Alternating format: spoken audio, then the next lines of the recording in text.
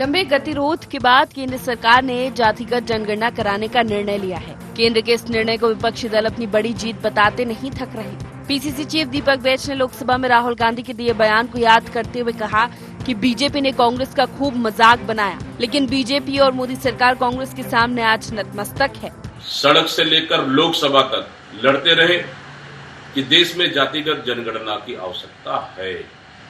जातिगत जनगणना कराना चाहिए। अगर ये सरकार नहीं कराती है तो आने वाला समय में जातिगत जनगणना हम कराएंगे। ये पूरे लोकसभा में हमारे नेता प्रतिपक्ष माननीय राहुल गांधी जी ने कहा था, लेकिन भारतीय जनता पार्टी के नेता उसको बहुत मजाक उड़ाए थे। लेकिन आज सरकार को मानना पड़ा, सरकार को झुकना पड़ा। वहीं पूर्व सीएम भूपेश बघेल ने इस निर्णय के पीछे विपक्ष दबाव और बिहार चुनाव को कारण बताया। पूर्व सीएम ने कांग्रेस शासनकाल में करवाए क्वांटिफाइबल डेटा और आरक्षण बिल का जिक्र करते हुए सवाल किया, 2022 में पारित छत्तीसगढ़ का आरक्षण बिल अभी भी राज्यपाल के पास पेंडिंग है, उसे कब लागू करेंगे? भाजपा मंडल आयोग की रिपोर्ट को कब लागू करेंगे? भारतीय जनता पार्टी छत्तीसगढ़ में ओबीसी को 27% से कम मानती है। उसकी जनसंख्या 43% या 45% नहीं है। यदि 45% है तो 27% जो मंडल आयोग का जो रिपोर्ट है उसे कब लागू करेगी? अब कास्ट सेंसन के बाद ये लोग कर रहे थे, इसमें कब राज्यपाल के पास पड़ा हुआ है, इसे कब लागू करेंगे? बिहार के चुनाव को देखते हुए फिर जाति जनगणना के बाद जो उसका विरोध कर रहे थे, अब जब लगातार दबाव बना तब ये यू टर्न लिए। विपक्ष के तमाम सवालों के बीच उप मुख्यमंत्री अरुण साव अपनी सरकार का बचाव करते नजर आए। उन्होंने कांग्रेस पर पलटवार करते हुए कहा कि कांग्रेस ने सभी वर्गों के साथ अन्याय किया और वोट बैंक की तरह उपयोग किया है। सरकार में रहते हुए विरोध कर रहे थे और सत्ता से बाहर होते ही जातिगत जनगणना की मांग करने लगे। ये कांग्रेस पार्टी ने हमेशा पिछड़े वर्ग के साथ, अनुसूचित जाति जनजाति के साथ हमेशा अन्याय और अत्याचार किया है। इन्हें वोट बैंक समझकर इनका वोट तो हासिल करते रहे, पर इनके हित के लिए कोई काम नहीं किया, इनके जीवन में परिवर्तन आए कोई काम नहीं किया। जब तक सरकार में थे जातीय जनगणना का विरोध किया, सत्ता से बाहर होने के बाद जातीय जनगणना और बाकी बात कर रहे हैं। एक सफल जातिगत जनगणना से सभी वर्गों की शैक्षणिक, सामाजिक, राजनीतिक और आर्थिक स्थिति का पता लगाया जा सकता है। संभवतः इससे सरकार को नीति निर्धारण में भी सहायता मिल पाए। ऐसे में इतनी बड़ी आबादी वाले देश में सरकार के सामने त्रुटि मुक्त जनगणना करवा पाना किसी चुनौती से कम नहीं, भले ही इस पर सियासी दांव चल रहे हो। Bureau report, IND 24।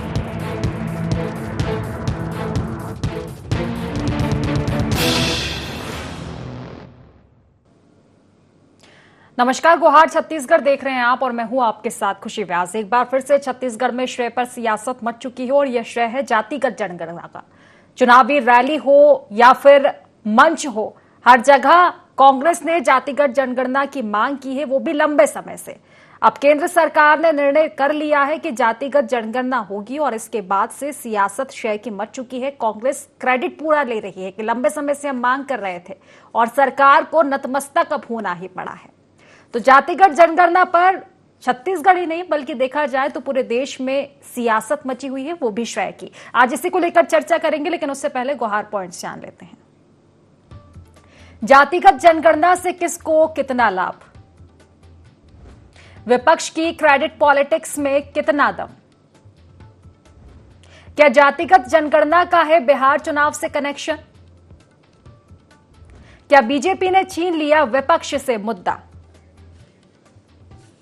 तो इन्हीं सब मुद्दों को लेकर आज हम चर्चा करने वाले। हमारे साथ खास मेहमान जुड़ चुके हैं। सबसे पहले मैं आपका परिचय करवा देती हूँ। हमारे साथ बीजेपी से पूर्व विधायक श्रीचंद सुधरानी जी जुड़ चुके हैं। कांग्रेस से वरिष्ठ प्रवक्ता धनंजय सिंह ठाकुर जी हमारे साथ जुड़ चुके हैं और वरिष्ठ पत्रकार बाबूलाल शर्मा जी भी हमारे साथ जुड़ चुके हैं। आप तीनों मेहमानों का बहुत बहुत स्वागत है इस खास चर्चा में। चर्चा की शुरुआत श्रीचंद जी आप ही से करना चाहूंगी। देखा जाए तो फैसला तो काफी बड़ा ले लिया है, लेकिन अब कनेक्शन चुनाव से जोड़ा जा रहा है कि जो लंबे समय से मांग की जाती है, मतलब जितने भी हित में जो आपके फैसले आते हैं वो चुनाव को देखते हुए ही आते हैं। ये सीधा कहना है कांग्रेस का कि बिहार चुनाव आया तो जातिगत जनगणना आपको याद आई है, ये मुद्दा याद आया है, जबकि लंबे समय से मांग की जा रही थी। तो अब अपनी जीत बता रही है कांग्रेस के, आखिरकार नतमस्तक होना पड़ा है।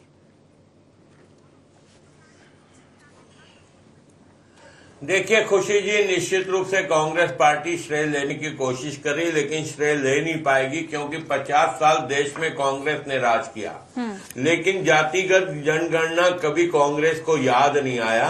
भारतीय जनता पार्टी की सरकार है। चुनौती, आपने कहा कि जातिगत जनगणना के मामले में सरकार को बड़ी चुनौती का सामना करना पड़ेगा। मोदी जी नाम ही है चुनौतियों का सामना करने के लिए, चुनौतियों से लड़ने के लिए मोदी जी हमेशा ऐसे निर्णय लेते हैं जिसमें चुनौतियां भारी हो और उसमें सफलता मिले। तो जातिगत जनगणना के मामले में चाहे जिसको क्रेडिट लेना है लें, लेकिन इसको बिहार के चुनाव से हम नहीं जोड़ के देख सकते। हमने राष्ट्र हित में लिया निर्णय और पंडित दीनदयाल उपाध्याय जी के सपने को साकार करने की दिशा में कि समाज के अंतिम पंक्ति में खड़े व्यक्ति को, अंतिम व्यक्ति को लाभ सरकार की योजनाओं का मिले और जिसकी जितनी भागीदारी है उतना उसको हक मिलना चाहिए।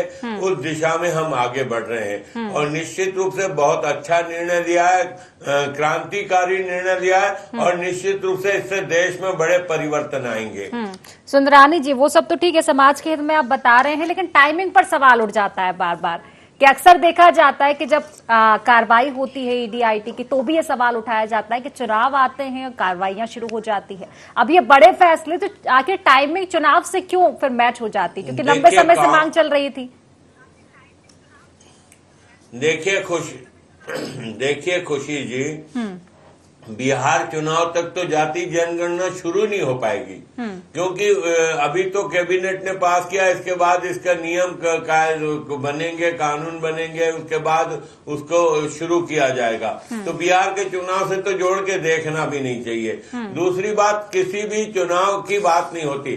मोदी जी के हर फैसले पे तो कांग्रेस प्रश्न चिन्ह खड़ा करती है। जब नोटबंदी हुआ तब प्रश्न चिन्ह खड़ा किया, जीएसटी लागू हुई प्रश्न चिन्ह खड़ा किया, चाहे आतंकवाद के खिलाफ लड़ने की बात हो, नक्सलवाद के खिलाफ लड़ने की बात हो, ये सब में तो कामयाबी मोदी जी को मिलते गई। इन्होंने प्रश्न चिन्ह, अभी भी जातिगत जनगणना में भी इनके प्रश्न खड़े हो रहे हैं। निश्चित रूप से इनका अधिकार है, ये विपक्ष में है, इनका काम ही है हमारी हर चीज का आलोचना करना, चाहे हम अच्छे रास्ते पे चले चाहे खराब रास्ते पे चले। कांग्रेस का काम है आलोचना करना, करते रहे, हमें कोई इस बात से फर्क नहीं पड़ना है। मोदी जी जिस स्पीड से दौड़ रहे हैं, निश्चित रूप से आप देखिए, अगर देश में बुलेट ट्रेन के लेकर मजाक उड़ाते थे कांग्रेस के लोग, लेकिन अब वो भी सपना साकार होते दिख रहा है ना। आज जितनी सड़कों का जाल पूरे देश में कॉरिडोर बन रहे, निश्चित रूप से सपना ही था ना भारत के लिए, लेकिन करके दिखाया। अटल जी की सरकार ने सड़कों का जाल बिछाया, मोदी जी उसको आगे बढ़ा रहे, नितिन गडकरी जी ने पूरे देश नहीं पूरे विश्व में काम करके दिखा दिया कि पूरा विश्व के लोग मानते हैं कि भारत की सड़कें आज विदेशों की सड़कों से मुकाबला ठीक है। चलिए ठीक है, जवाब ले लेती हूँ धनंजय जी से। धनंजय जी, देखिए, क्रेडिट पॉलिटिक्स और बिहार का चुनावी कनेक्शन दोनों को लेकर बोले हैं सुंदरानी जी कि सत्ता में रहते आपको ये चीजें क्यों याद नहीं आती है, विपक्ष में आते हैं तो जो मुद्दे उठाए जाते हैं जब सत्ता में थे तो याद क्यों नहीं आए।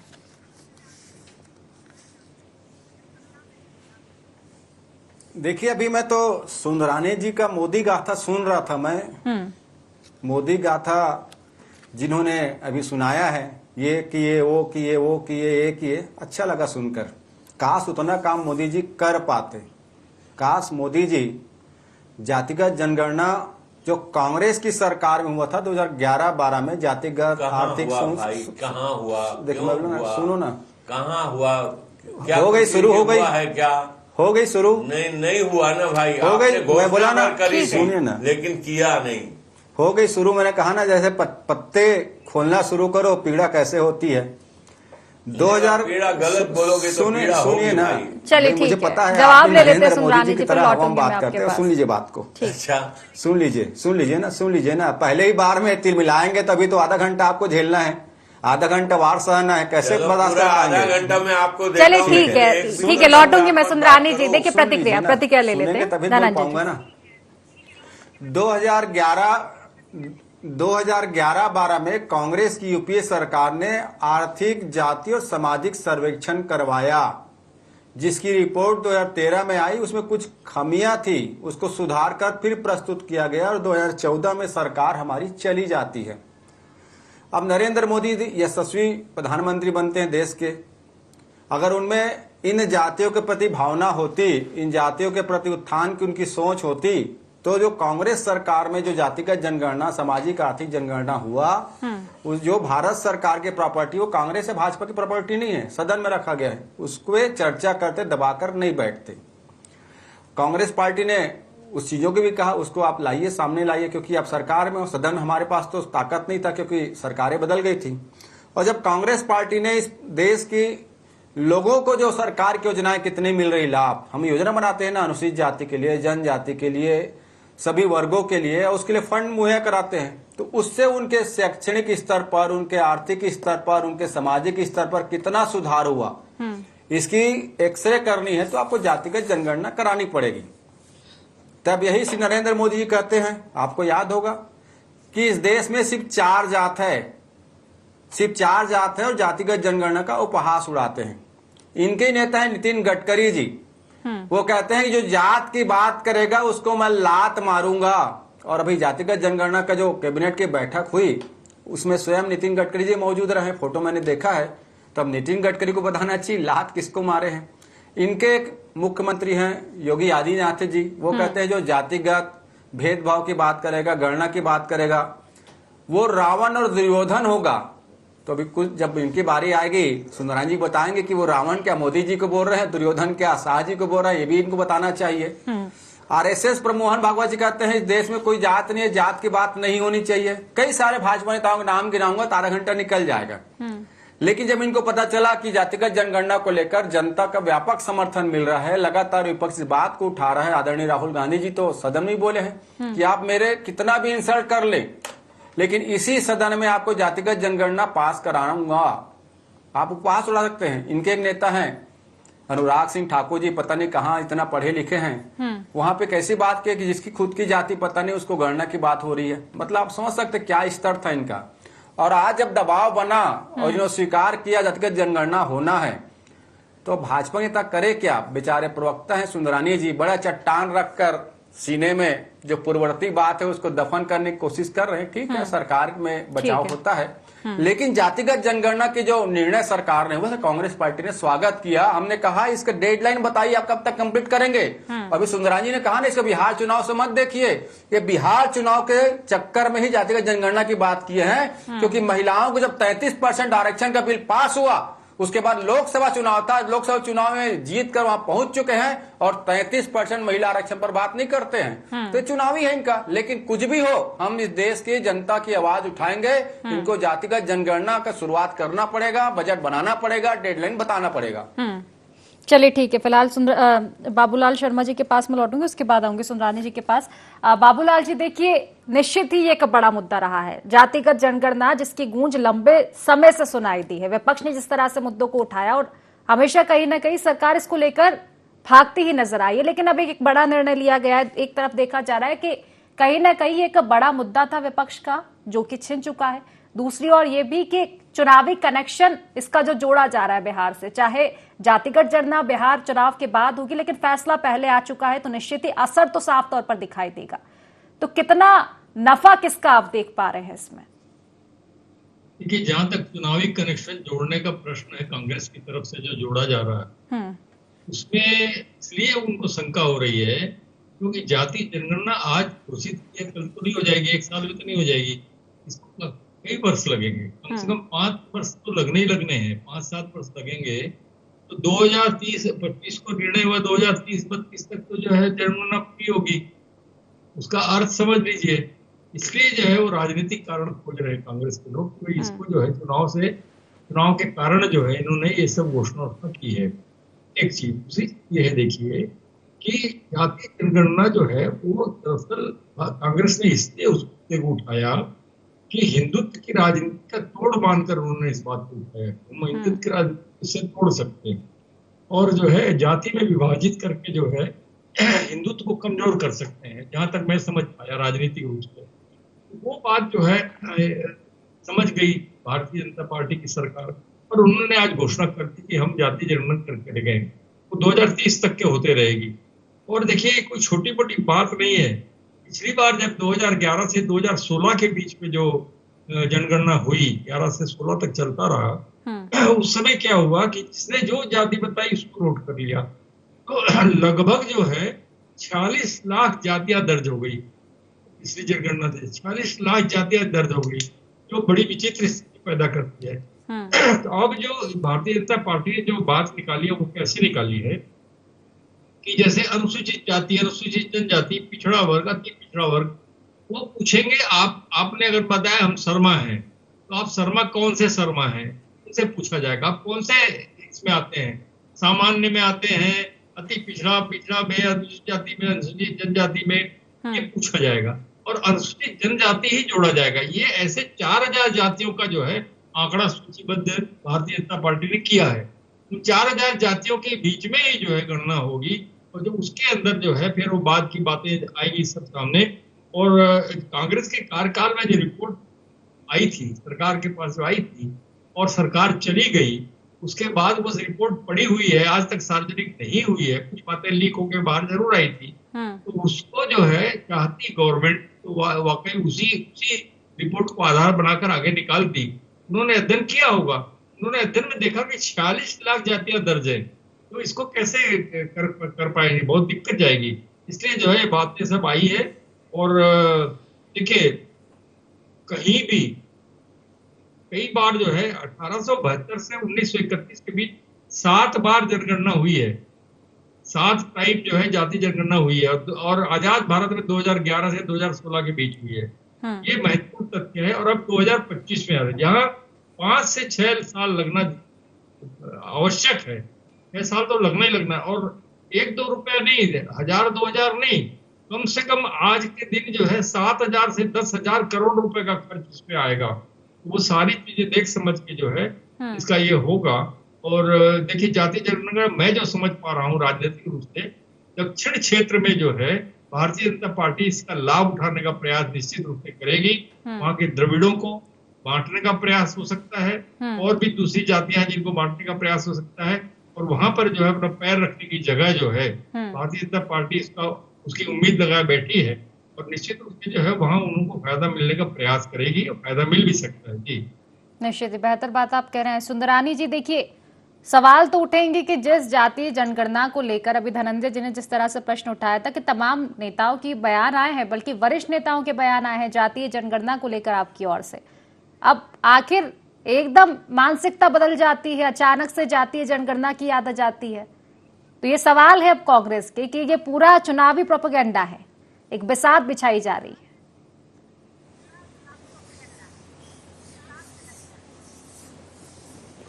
देखिए खुशी जी, निश्चित रूप से अगर हमारी सरकार अच्छा काम करेगी तो चुनाव में उसका लाभ तो मिलेगा ना। और हम राजनीतिक दल के कार्यकर्ता हैं और राजनीतिक दल का कार्यकर्ता तो चुनाव से जोड़ के अपने आप को देखता है ना।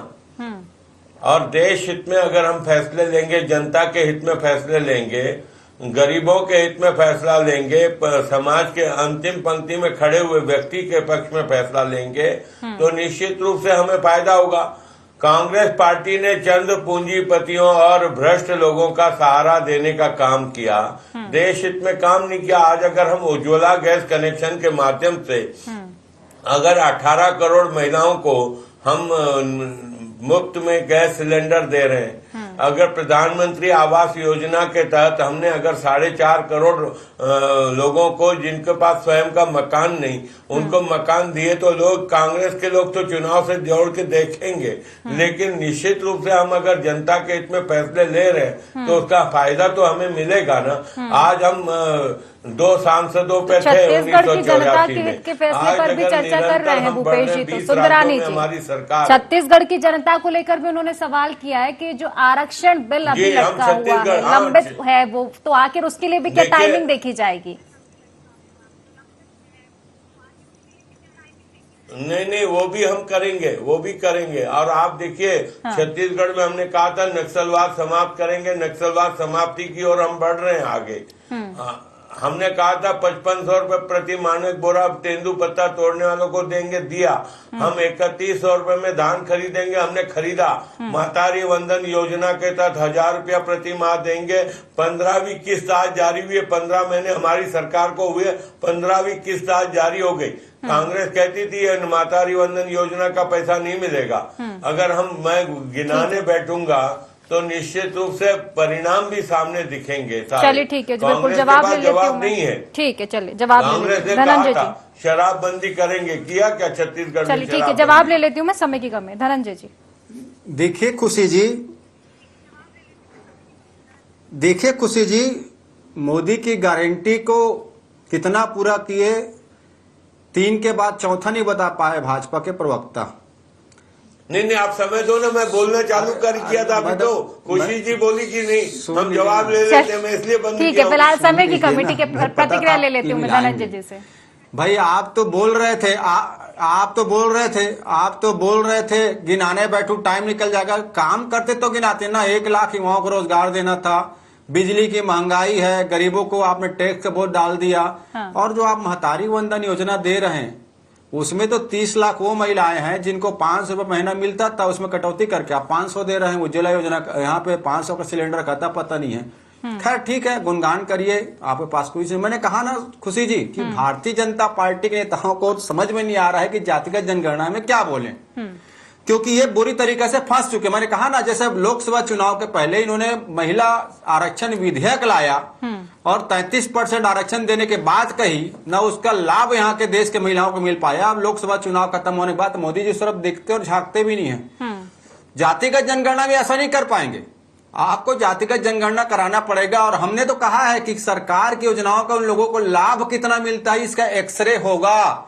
और हम जब जातिगत जनगणना की बात किए तो पूरे भारतीय जनता पार्टी के नेताओं का भी एक्सरे हो गया। नरेंद्र मोदी जी का, नितिन गडकरी जी का, इनके योगी आदित्यनाथ जी का, सबका एक्सरे हो गया। किस प्रकार के बयान दिए हैं, कोई लात मार रहा है, कोई दुर्योधन बता रहा है, कोई रावण बता रहा है। तो इनके पास कोई मंशा ऐसी है ही नहीं। ये बात बड़ी बड़ी करते, ये कह रहे थे ना कांग्रेस ने पूंजीपतियों को पाला है। 2014 के बाद देश देख रहा है। जो भारतीय रेलवे लिखा होता है आजकल वो अडानी ट्रेन लिखा होता है, जो भारत का विमानपत्तन लिखा होता है वो अडानी को मिल चुका है। तो देश देख रहा है, एक और रोजगार छीना जा रहा है, दूसरे 2 प्रिय मित्रों को लाभ पहुंचाया जा रहा है। आज ही तो मोदी जी गए थे केरल में, शायद केरली राज्य है, वहां दे के आए फिर नया कोई काम अडानी जी को। पहलगाम में लोग शोक में है और मोदी जी अपने मित्र को बांट रहे हैं। इनकी मंशा वही है। तो इनको जातिगत जनगणना को ईमानदारी से कराना पड़ेगा। हमने तो सरकार के फैसले का स्वागत भी किया है। डेडलाइन पूछ रहे हैं कि कितना भी झूठ बोल रहे हैं। पब्लिक डोमेन में भाजपा नेताओं के बयान उपलब्ध है। जातिगत जनगणना होगी उसको लेकर तो निश्चित ही अभी इंतजार करने की जरूरत होगी। ठीक है, चलिए फिलहाल समय की कमी, अंतिम प्रतिक्रिया बाबूलाल शर्मा जी से। बाबूलाल जी देखिए, श्रेय का जहां तक प्रश्न उठा रहे हैं तो निश्चित रूप से ये कहना होगा कि राहुल गांधी ने ही जो है सबसे पहले इस बात को उठाया है और बड़े पुख्ता तरीके से उठाया है, संसद में भी उठाया और कहा है कि हम करवा के मानेंगे। और उसके बाद जो है उनकी आलोचना भी बहुत की गई। इतनी आलोचना हुई उनकी, क्या क्या कहा गया, इसको याद रखिए। भारतीय जनता पार्टी के नेताओं ने बहुत कुछ उनके बारे में कहा, क्या क्या। अब कुछ तो चीजें जो बता रहे, मैं बोलना नहीं चाहता, लात वात क्या क्या बहुत सारी चीजें हुई। लेकिन उसके बावजूद अब कौन सी परिस्थितियां निर्मित हुई, जो आलोचना करने वाले जो है लोगों ने ही इस बात को स्वीकार किया कि हम जाति जनगणना करेंगे। ये समझने वाली बात है कि जिन लोगों ने आलोचना की राहुल गांधी की, जबरदस्त रूप से कांग्रेस की आलोचना की, उन्हीं लोगों ने निर्णय लिया कि हम ये जाति जनगणना करवाएंगे। और किस तरीके से कराएंगे, प्रक्रिया क्या होगी, वो सब महत्वपूर्ण तथ्य अब जो सामने आएंगे आगे आने वाले वक्त में समझ में आएगा। अभी तो नहीं समझ में आएगा। जब प्रक्रिया चालू होगी, कौन से तरीके से वो कर रहे हैं जनगणना, उसका जो समझ आएगी तो फिर हम कभी बैठेंगे डिबेट करने के लिए इसी मुद्दे पर। निश्चित है, कुल मिलाकर ये तो देखने वाली बात होगी प्रक्रिया क्या होगी, लेकिन सीधा लाभ कहीं ना कहीं बीजेपी को इसका मिलता हुआ नजर आ रहा है और इसीलिए शायद श्रेय की सियासत इस पर मची हुई है। फिलहाल क्योंकि समय की कमी, इसलिए चर्चा को ही समाप्त करना पड़ेगा। आप तीनों मेहमानों का बहुत बहुत शुक्रिया इस चर्चा में जुड़ने के लिए। तो जातिगत जनगणना पर श्रेय की सियासत लगातार जारी है, क्योंकि जो बीजेपी लगातार कांग्रेस की मांग के बावजूद मजाक उड़ाती थी, जिस तरह से कांग्रेस का कहना है, कहीं ना कहीं जातिगत जनगणना से भागती थी, वो अब जातिगत जनगणना कर रही है और इसका सीधा कनेक्शन जोड़ा जा रहा है चुनाव से। हालांकि ये देखने वाली बात होगी कि जातिगत जनगणना की प्रक्रिया क्या रहती है और इसका कितना लाभ बीजेपी उठा पाती है। फिलहाल गुहार छत्तीसगढ़ में बस इतना ही। आप बने रहिए IND24 के साथ। नमस्कार।